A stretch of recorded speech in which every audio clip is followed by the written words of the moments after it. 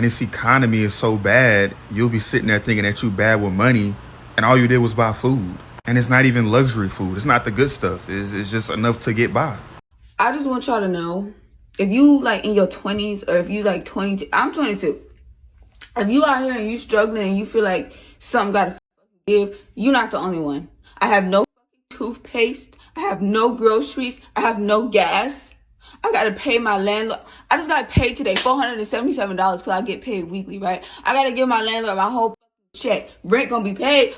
I'm poor. I'm broke. No food, no groceries, no gas, no way to brush my funky ass mouth. Has anyone else hit the point of depression with this country?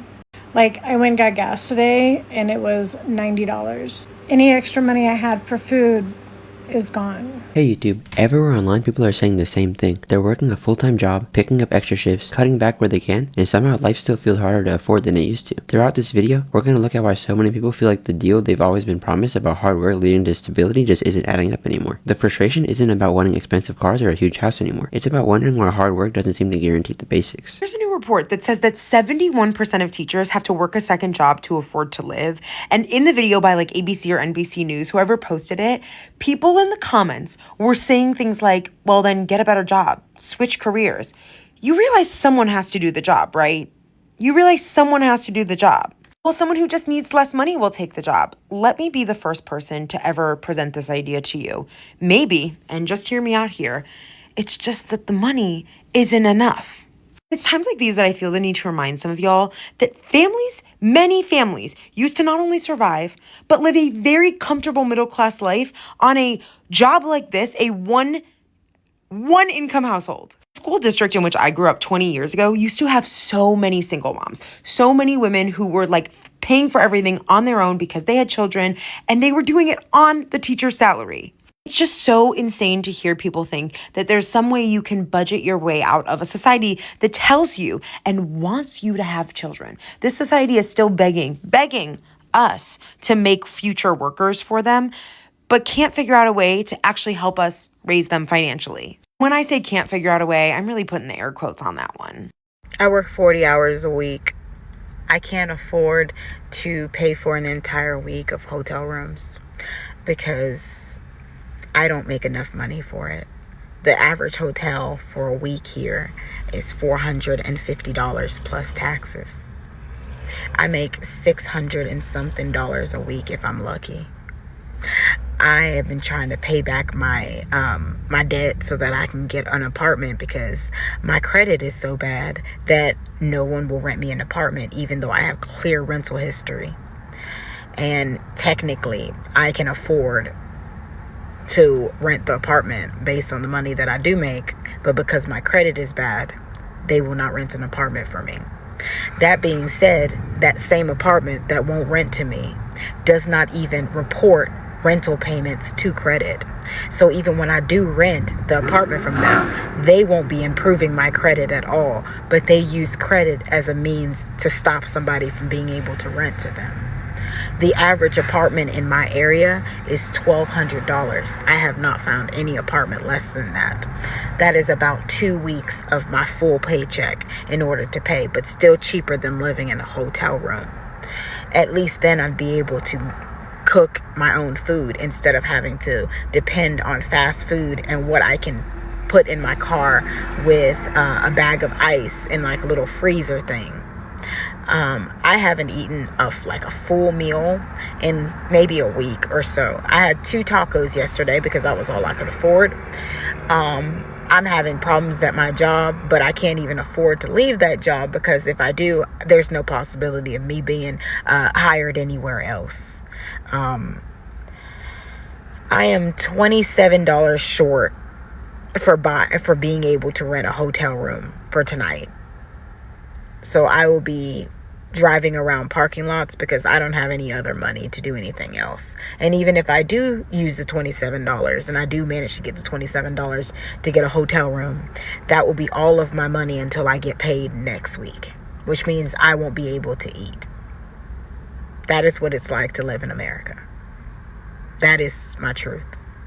A lot of people grew up hearing the same advice: work hard, stay consistent, and things will gradually get better. For previous generations, it often seemed true because wages stretched further and everyday expenses took up less of the paycheck. Now it feels like people are putting in the same amount of effort but getting a completely different result. You can work full-time, avoid unnecessary spending, and still feel stuck in the exact same position financially. That's where so much frustration comes from. People aren't asking for shortcuts or overnight success, they're asking why the reward for doing everything right feels smaller than ever. The disconnect becomes obvious when raises barely keep up with rent increases or grocery prices. Working more hours used to feel like a path forward. For a lot of people, it feels more like just keeping up now. And when effort stops creating progress, it's hard to not question whether the rules change without anyone noticing. Now, let me tell y'all something. We are not in the kind of times, nor in the kind of economy for you to be flaunting your wealth on the internet. Read the room. People cannot fill up their tanks to get to work. Therefore, people are not making money. Therefore, people cannot eat. They don't want to see you doing your luxury haul unboxings. They don't want to see you restocking your new car. They don't want to see the new house tour. Read the room. Y'all don't understand how bad it can get when people cannot eat. They get desperate and they start coming for your shit. For your safety, you have to be able to read the room. And I'm normally not even like this. I feel like I work hard, right?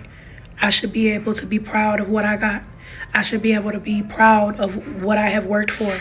However, when it comes to my safety, listen, no amount of clicks, views, likes, clout, attention is worth getting run up on. Because I'm telling you right now, we in them times where people are going to be very bold out of desperation. Y'all got to zip it up. If you got more than the next person, okay, be proud within your immediate group. This is not the time. The friend that can never hold a job, the friend that literally always makes poor decisions, now they're not able to just coast by like that no more. That is making them homeless. That's making them not be able to eat. Seriously. Do not be inviting people like that over into your home and flaunting your new little dishes and your new car and your new home. No, people will case your place. Y'all gotta stop. So here's a significant recession, economic things were in trouble indicator for all of us to know that it's not just us middle to lower class people that are having troubles. So stores like Macy's, Saks Fifth Avenue, Nordstrom's, they have a tendency to be shopped at by people that make between $150,000 and $300,000, $350,000 a year, because they're status symbol stores. They're stores where they can get the designer stuff that they like to have and that they traditionally could afford. But over the last month, Nordstrom's been slowly, quietly closing stores. And then Saks Global, which is Saks Fifth Avenue, filed for Chapter 11 bankruptcy reorganization. Things aren't good. If the upper middle class, which is slowly disappearing, cannot even afford to shop at the stores they would traditionally shop at, there's a problem. And those stores have been around forever. And now they're at risk of being gone. I know there's a very small amount of those top 1%ers, but they're not shopping at those stores. I don't know where they're shopping at, or if they are shopping at them, they're not keeping them afloat. But the rest of the Americans can't afford it anymore. So that is a significant indicator where our economy is. One of the clearest examples of this is teachers. Most people would agree that teachers have one of the most important jobs in society. They're educating future generations, managing classrooms every day, and shaping skills that students will use for the rest of their lives. Yet, many teachers still need a second job just to make ends meet. Think about how strange that sounds. A career that's essential to every community often doesn't provide enough financial security on its own. That creates a bigger question about what society actually values. People constantly say certain jobs are important, but paychecks tell a different story. Teachers aren't the only example either. A lot of jobs that keep communities running are becoming harder to live on. When stable careers no longer provide stable lives, it's easy to understand why people feel discouraged. From the grocery store is actually cheaper and saving you money as opposed to eating out every night. Because if I go in there and I buy, let's say, chicken cutlets, so I buy the chicken, 2 packs of chicken, I buy, I don't know, maybe I don't have breadcrumbs. Maybe I need a side with that, right? I need broccoli or a vegetable, and maybe rice or something like that. And then I spend all the time to cook it. How am I saving money? I'm finding it hard to believe that I am actually saving any money. Forget about if I wanted to cook something that's, a little bit more extreme or extravagant. Maybe I want to make a pasta with a pink sauce with meat or steak. How am I saving money? I could go and find deals in the neighborhood and eat for less than I can if I go into that grocery store and buy the ingredients and go home and cook them myself, and I don't have to actually cook it. So the argument that eating home is saving money is no longer making sense to me. I'm sitting in the Stop and Shop parking lot waiting for my groceries to come out. My grocery bill is $200. And in that $200, I did not get one thing that I could cook for dinner this week. So think granola bars, eggs I needed for breakfast, bagels, basic things, butter, beverages, coffee, creamer, things like that. So nowhere in here did I get meat or even a carb that I could cook for dinner.